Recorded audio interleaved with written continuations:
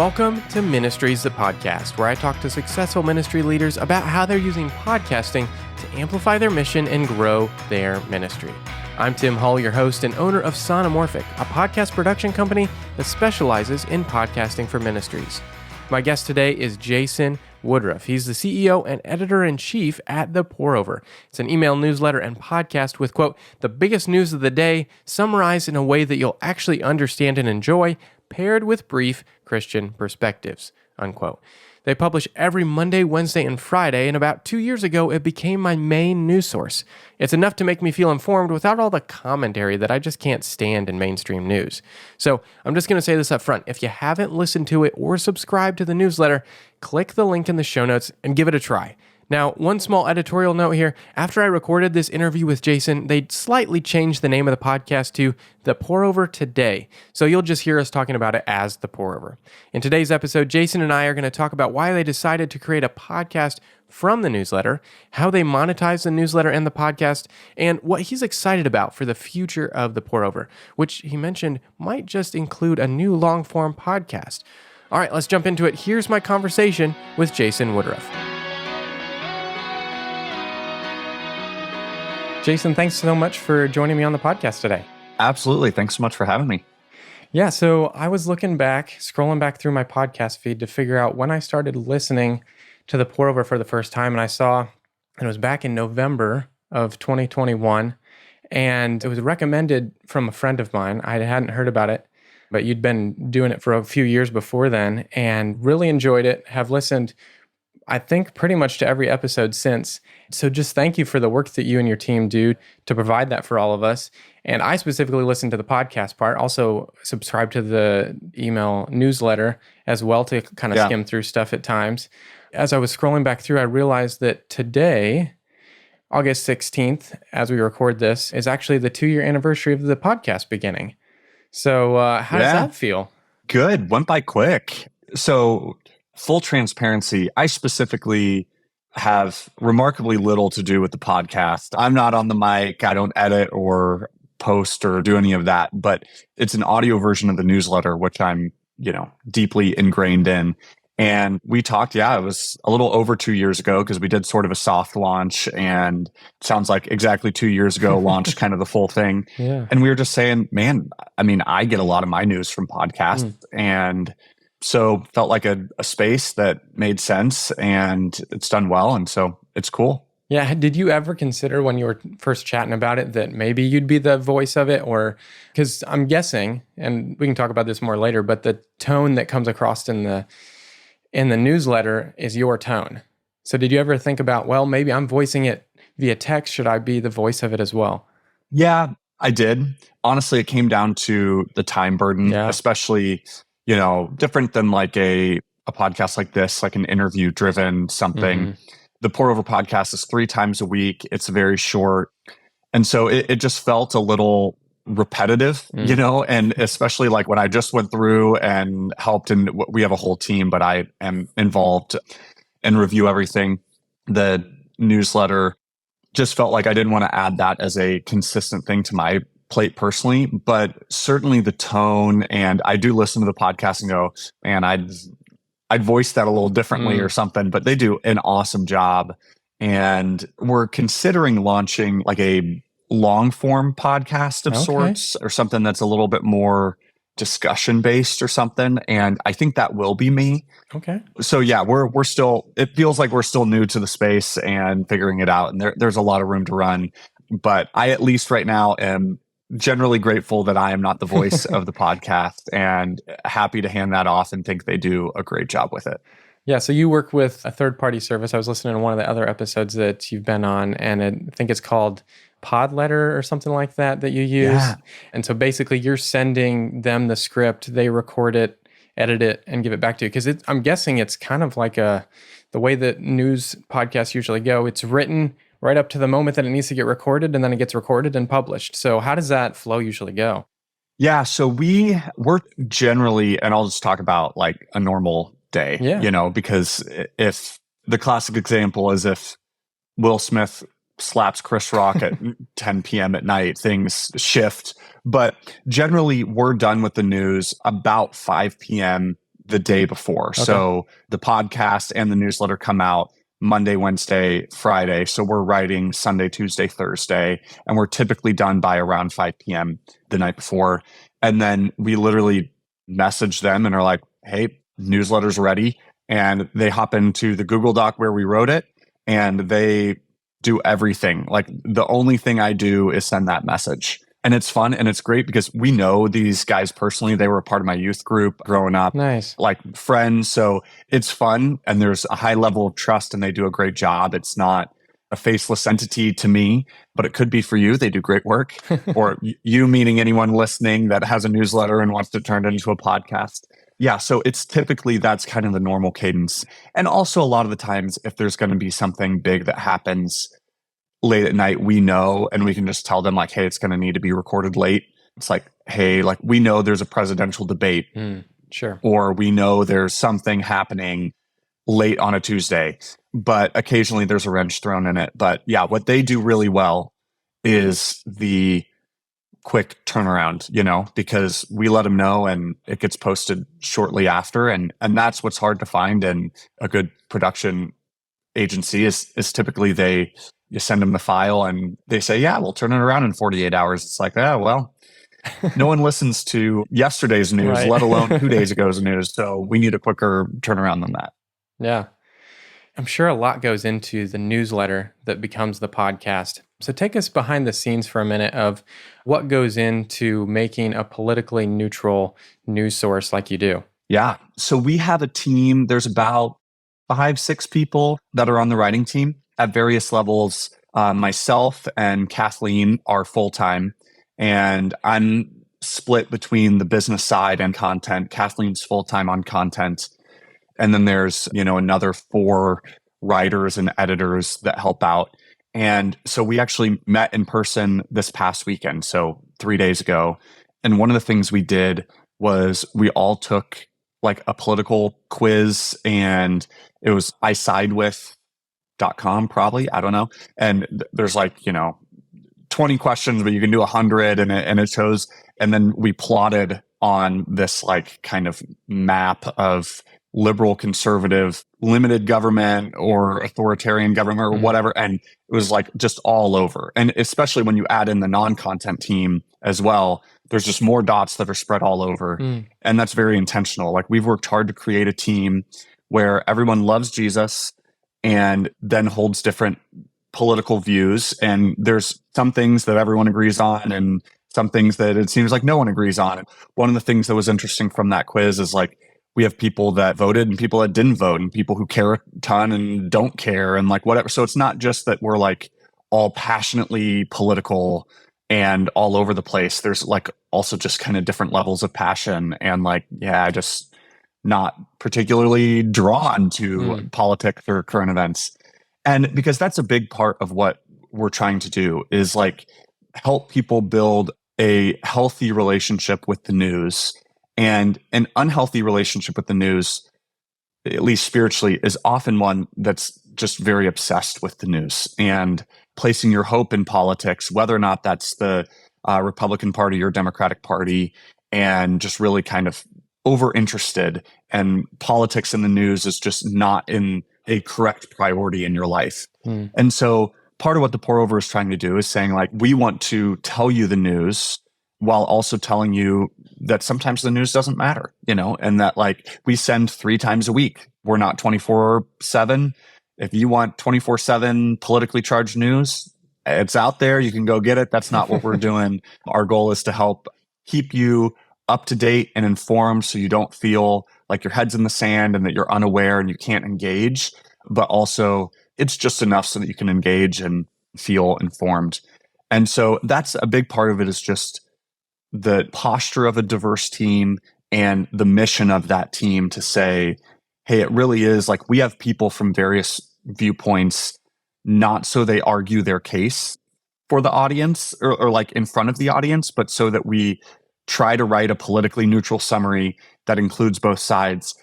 And we have both sides that can come in and be like, yeah, you've fairly represented my viewpoint here, and so someone can read and be aware of what the masses are generally thinking and what's going on in the world, but hopefully kind of lower the temperature on their news consumption a little bit.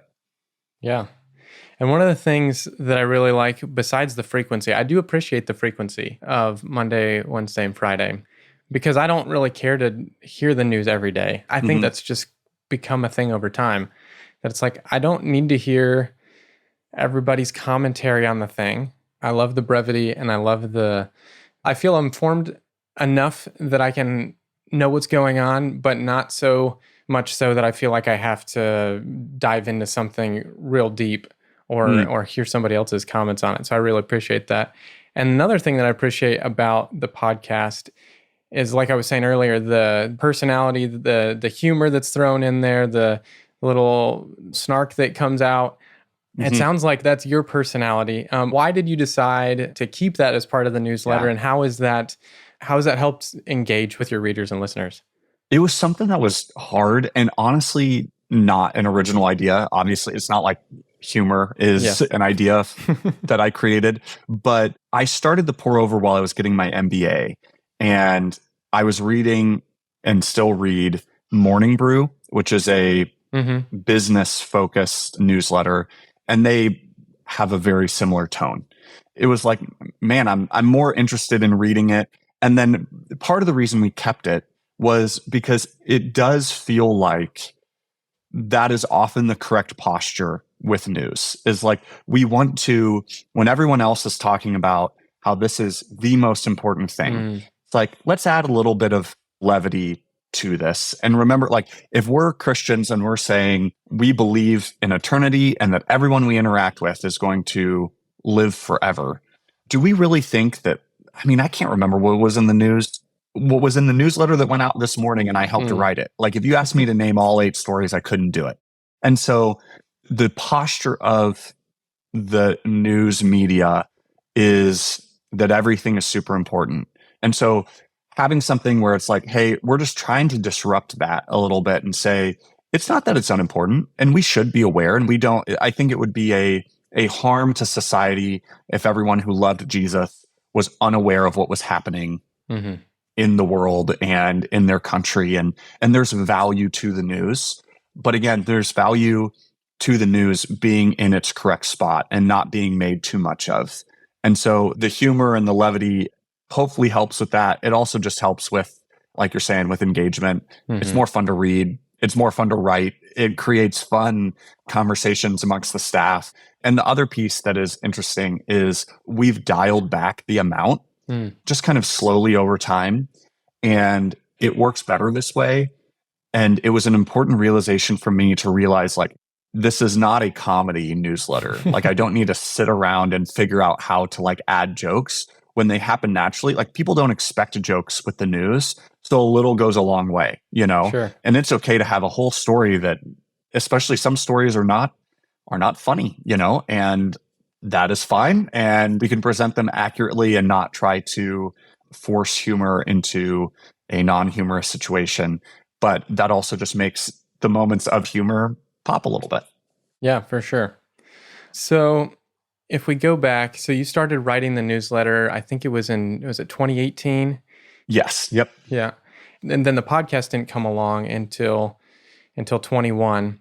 So what was the kind of that decision that you decided, okay, we should actually step into doing this, and the reason behind it?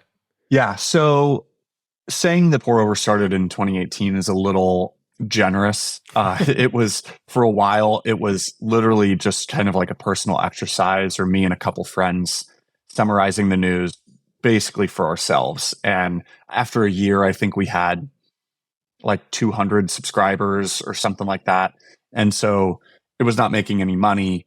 We were doing it once a week for a while. So it wasn't, there's a balance. News once a week is less useful, you know, like there are things that happen every day. And so we think that 3 times a week is a good balance.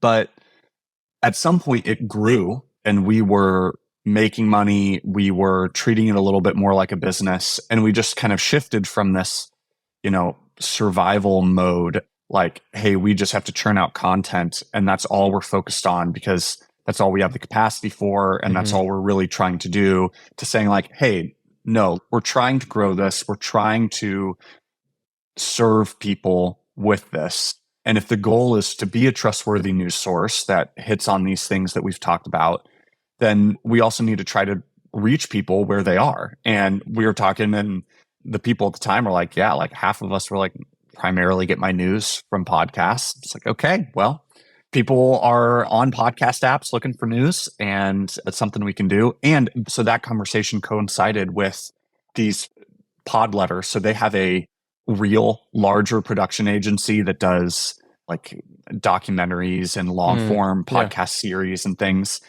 And so then they reached out and they're like, hey, would you ever want to do a podcast? And we're like, we've been talking about this, but don't really know what that would mean. And they just recorded one and sent it. And it's like, man, if you can make it sound like that with no direction, then yeah, we're in. We want to do this because we want to do this. We just don't know how to do this and don't really want to put in the effort to do it. And they took all that off the plate. So a big part of it is just, a testament to how great the guys at Podletter are. So what would you say is the most surprising thing that you discovered when you started the podcast? The most surprising thing, I don't totally know. I would say, I think part of what is surprising to me is like our introduction here with you was you saying like, it's really a part of my routine. I listen to it all the time. And it feels like the podcast audience that we have, they're very sticky, and we really kind of get ingrained in the rhythm.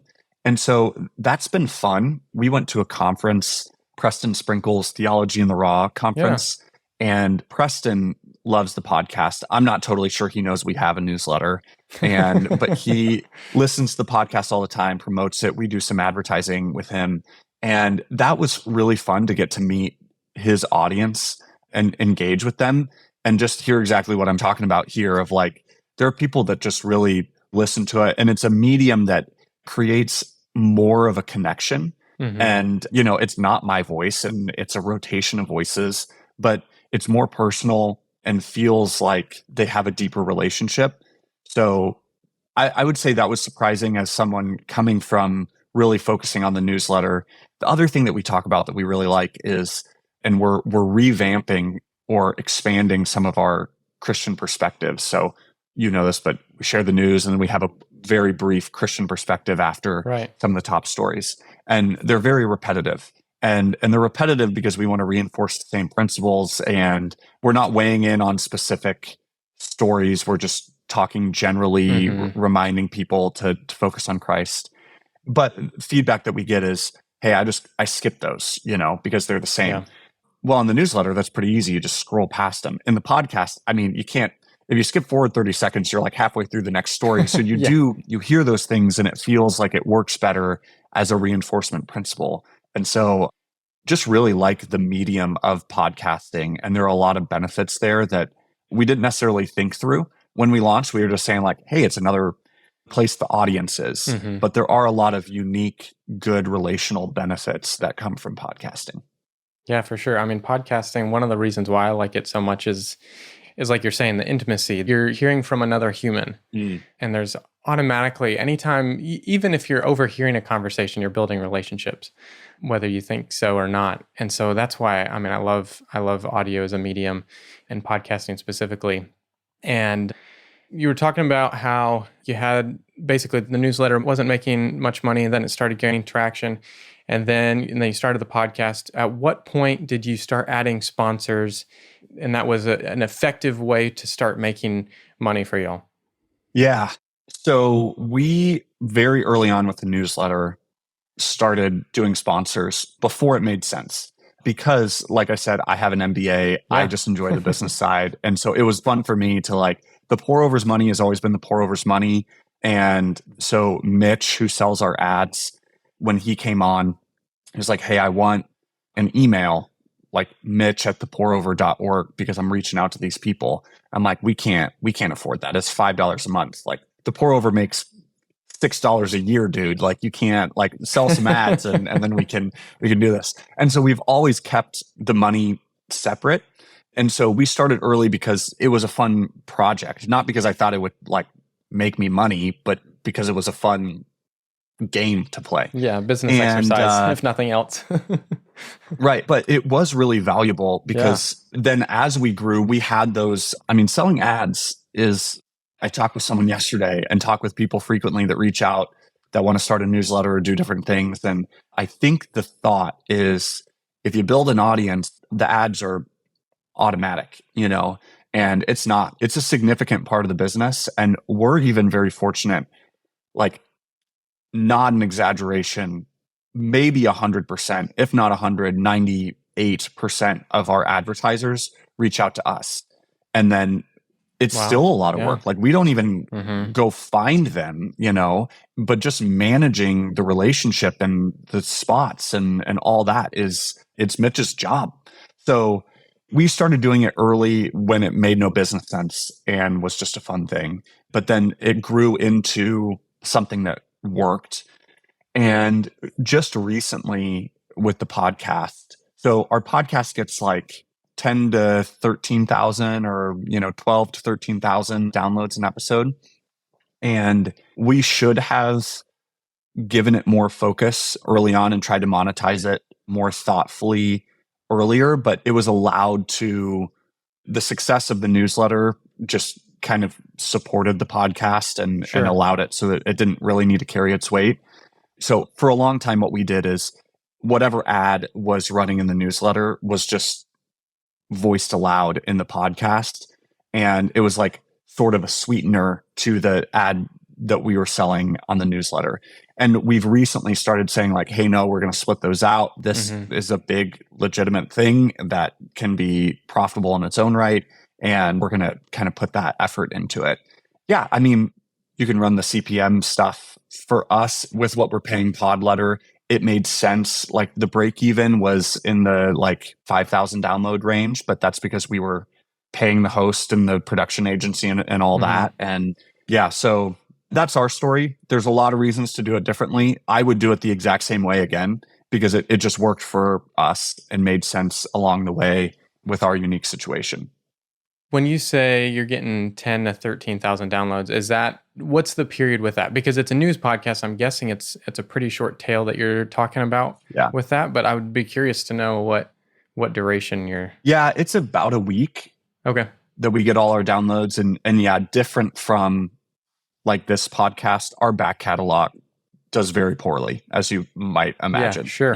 It's no one's going back and listening to the news.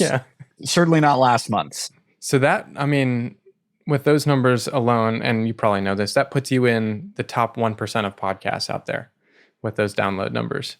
And so it's interesting to hear too, and your newsletter is over 400,000 subscribers. So it's interesting to see that there's quite a variation between the audience size, as well as like some of the stickiness that you've heard about the podcast audience, and now that you're splitting it off into be selling podcast ads separate from the newsletter. That's cool.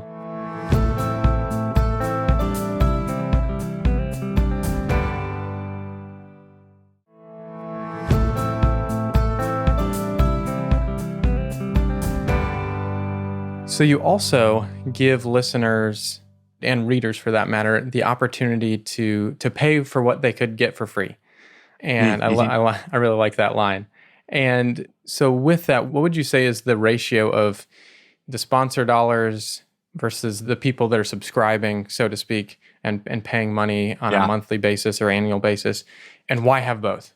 So we have, and we're actually talking recently, we need to figure out a way to break out and measure how many are coming from the podcast. Again, it's kind of a new thing for us, just with the relative size of the podcast. And obviously the podcast is doing excellently. It struggles to get attention when it's sitting in a room with the newsletter, which is much larger.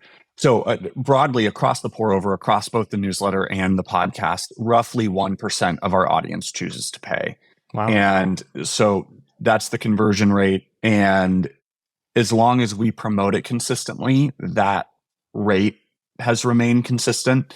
So from like, we launched it probably around 100,000 or maybe 50,000 newsletter subscribers, and it's consistently stayed around 1%.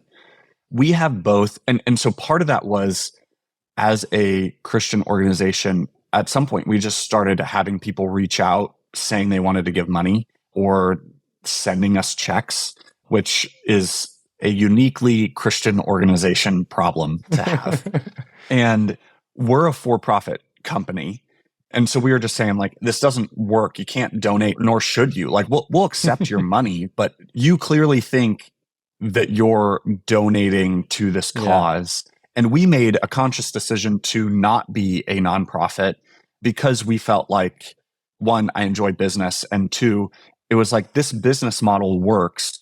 We shouldn't need donations. Like, if it scales, it works. And so we don't want to like take donation dollars. We'd rather them go to organizations that are doing things that completely require donations to exist, you know? Mm-hmm. Yeah. But there are also people that want a deeper relationship with the pour over, want to give money, want to do whatever. And so this was kind of the compromise of like, hey, you can choose to pay, and this is how much you can pay.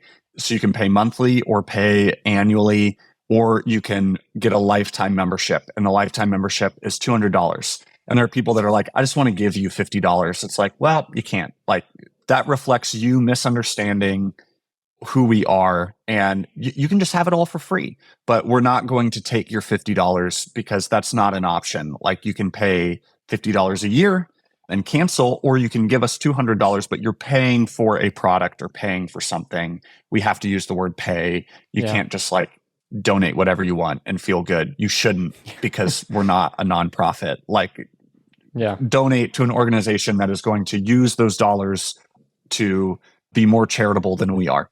Gotcha. Y'all do some charitable giving. You do some matching for different things that are in the news. How did that come about, and the decision to do that?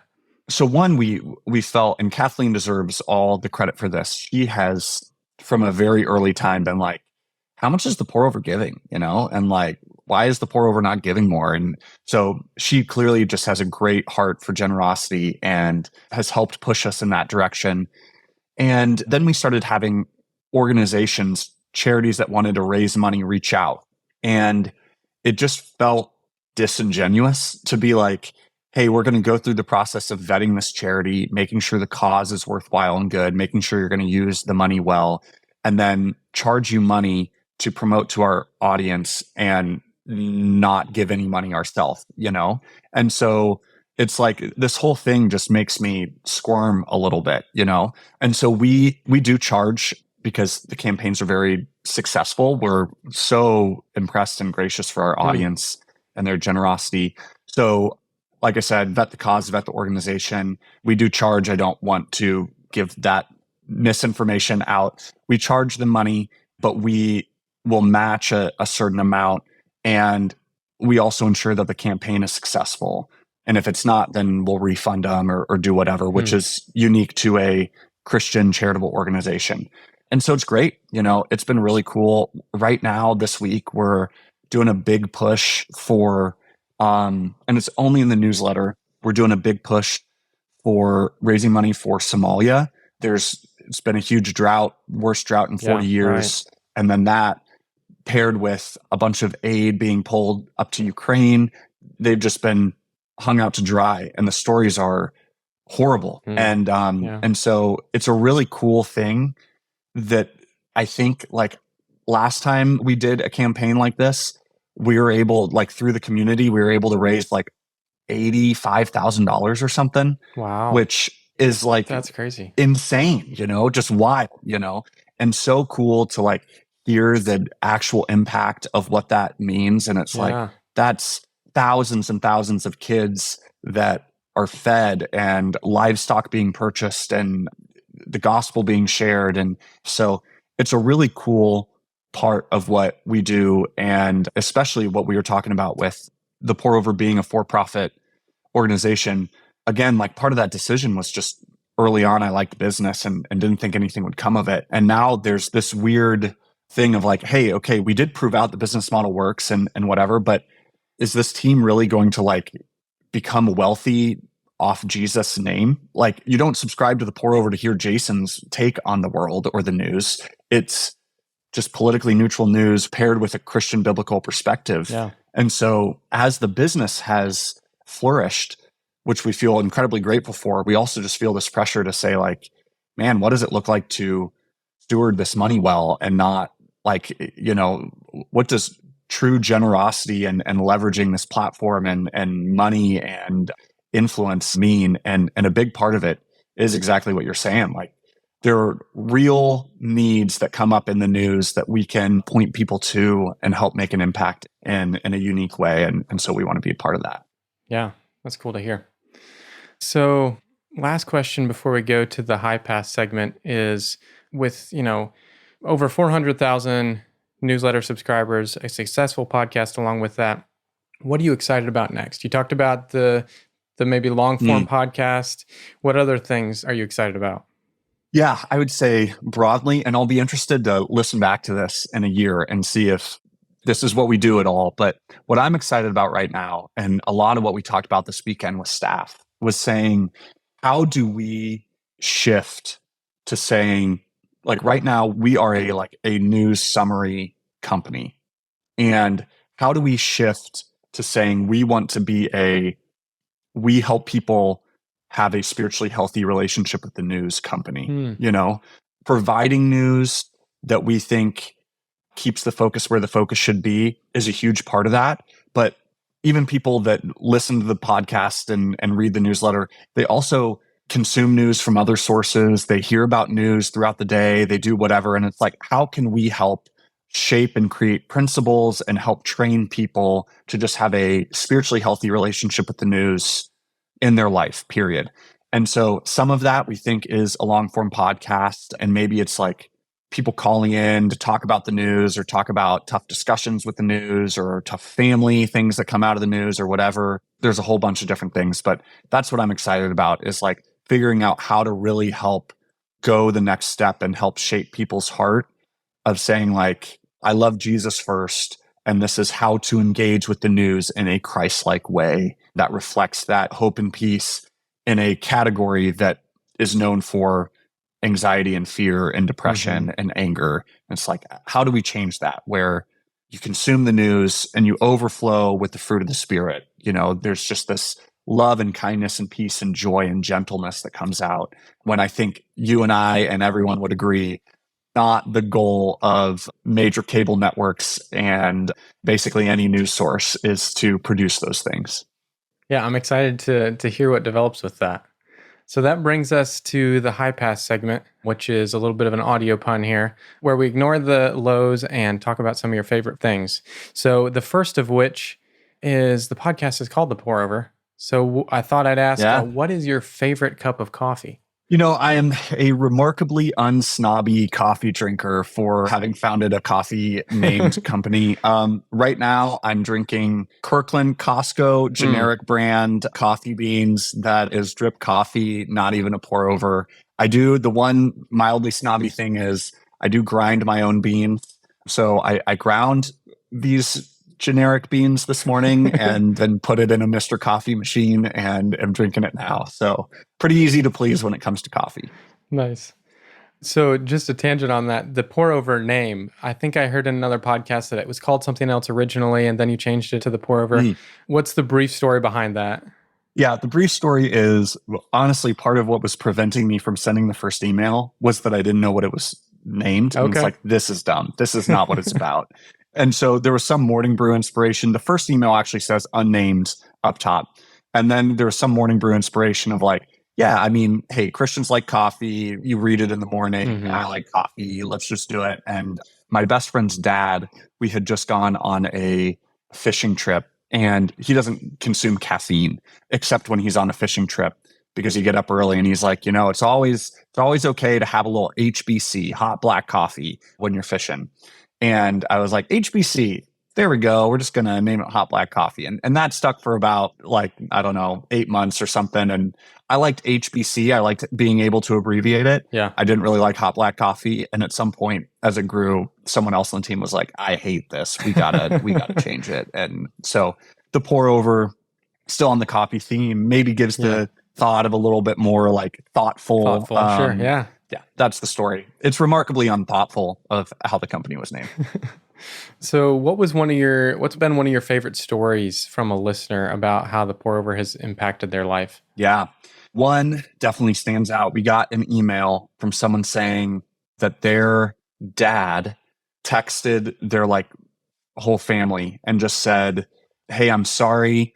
He like quoted one of the Christian perspectives that we have of like, this may be a big deal on earth, but it's not God of the universe big. And this dad was just saying, he's like, I made small things a big deal to the detriment of the family and have broken apart this family because I was obsessed with politics and other stuff. And that is just really like when I say that's what I hope the next iteration of the pour over is fostering more things like that, of just being like, there's just this aha moment of, oh man, my priorities in life are wrong. And news is so easily something that we obsess about and place our hope in and drives fear and anxiety. And so just a really cool thing. And that was early on. And so to just be like, wow, this is actually like helping someone. Like this might have like played a small role in healing a family, or God used this to do this, is just really, really encouraging, cool thing. Yeah, that's really cool to hear. What's one of your favorite ministry podcasts that you listen to, or a ministry that you know of that you really like that doesn't have a podcast that you wish did have one? So we have not partnered with this group, but I wish that we could. And I wish that we could like pay money and be sponsored or something, but they don't do that and just faithfully create what they create. And it's the Bible Project. Just love what they do, Tim Mackey. And so love their videos that go through things and also their podcast. It's just it's really well done. And it's amazing to me how it feels so much like what sermons should be, but aren't. Like there's just something, it like feels a little bit more like, oh, I'm like in a classroom learning, and there's just this kind of more academic bend towards it. But it's like, man, this really should be more of what more churches do, which is just explain and help people understand the Bible more, as opposed to, I don't know. And like, we love our church and I listen to a bunch of sermons as well, but like something about it, he just does a great job. And so I love that podcast and I'm so grateful for them. Yeah, they're great. As this publishes, a previous episode will be with John Collins and Dan Gilmore over at Bible Project. So that'll be, I haven't had that conversation yet in the timeline of recording, but the episode will publish the week prior. So yeah, that's great to hear. Really enjoy their stuff too. So as we close, what's your best advice that you would have for a ministry or an organization out there that has a newsletter thinking about maybe we should have a podcast? What would your best advice be for them? This is what I wish we had done more and are doing now, is like think through the difference in the medium and lean into that. And like, I think our podcast is just an audio version of the newsletter, but like we were saying, it can be so much more relational. And so figuring out like, how do we communicate the same content, but leverage that medium more? And what I really like about it, especially for smaller ministries, I mean, we're unique in that our potential audience size is so big and it's a volume play for us. Like we're just trying to grow as big as possible. Whereas if you're in a niche, or if you're a pastor, or you have a smaller audience that you're trying to go deeper with, podcasting can just be so great there. And like our local church, the guy who runs the college ministry for it, because we're at the University of Iowa, and so lots of college kids, he does a podcast where he interviews different people in the college program. And I was talking with him about it, and he's like, yeah, it gets like 400 downloads. And I was sitting there, I was like, oh man, how do you grow it? How do you whatever? He's like, oh no, like 400 he's like, I'm supposed to be discipling people, and in 1 hour I can reach 400 people. And it's like, yeah, that is amazing, and no, you don't need to reach 4,000. Like you have this pool of people that you're trying to reach, and this is just such a great way to go deeper. So if you have a newsletter, I would actually encourage, don't just do what we did, which is turn the newsletter into an audio thing, but figure out how to communicate the same content in a fresh way that leverages the medium well and can be more relational and build those deeper connections. Nice. That's great advice. Well, Jason, thanks so much for coming on the podcast today. I really appreciate your time and your insight. So thanks again. Absolutely. Thank you so much for having me on. Thanks for what you're doing. Just so cool to get to talk with you and be a part of what you're doing. Yeah, thanks, Jason. I really enjoyed my conversation with Jason, and I hope you did as well. Now, I was a little surprised by his advice there at the end about not just making an audio version of a newsletter like they've done. I've really enjoyed the format that they do, but he's right. They could be utilizing the medium of podcasting better with a different approach. And that's why I'm really excited to hear more about the long-form podcast that he was talking about. I think it would be great to hear some in-depth episodes about relevant topics with a Christian perspective. Now, you can listen to the pour over today or subscribe to the newsletter with the link in the show notes. Well, that's going to do it for this episode of Ministries That Podcast, produced by Sonomorphic. If you enjoyed today's episode, text it to a friend or share it on social media. Together, we can help more ministries grow and thrive through podcasting. And if you haven't already, follow or subscribe to the podcast so you don't miss the next one. And leave a 5-star review while you're at it with your key takeaway from today's episode. I'd love to hear it. Now come back in 2 weeks for a How They Could podcast episode. I'll be talking about The Beat by Alan Parr. It's an online video ministry dedicated to communicating God's Word in a creative, practical, and easy-to-watch format. His YouTube channel has over 1 million subscribers, but they don't have a podcast. So I'll be unpacking my podcast strategy for Alan and why I think it would be a huge value for the work he's doing with The Beat to, quote, provide a forum for people to discuss various theological concepts and ideas, unquote. So tune back in 2 weeks for that. Until then, keep encouraging your audience as they follow Jesus.